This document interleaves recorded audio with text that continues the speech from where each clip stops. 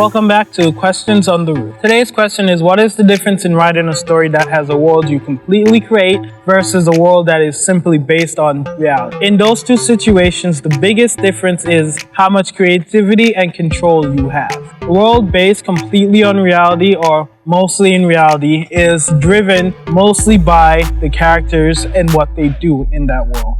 It is not heavily driven by the places they're in and what happens around them. So your story focuses more on the character itself, the development of that character and the relationship between the characters in that story. However, when writing a story that you have a completely original world, where you build a world around the characters also, you have more control over what that story is. And your story is no longer completely driven by just the interactions with your characters and how your character develops over the story. The story also has a big impact on what the world actually is.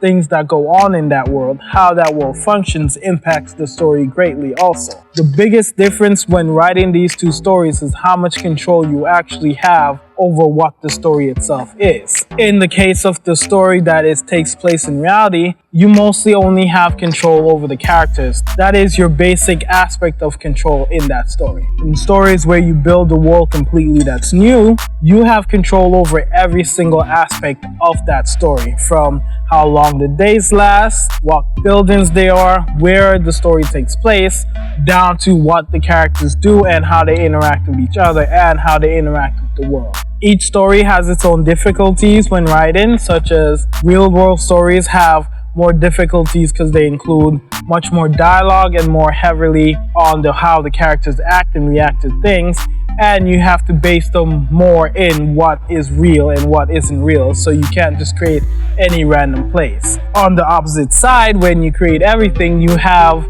the burden of creating every single thing yourself. Those rules have to apply evenly across your entire world and your characters.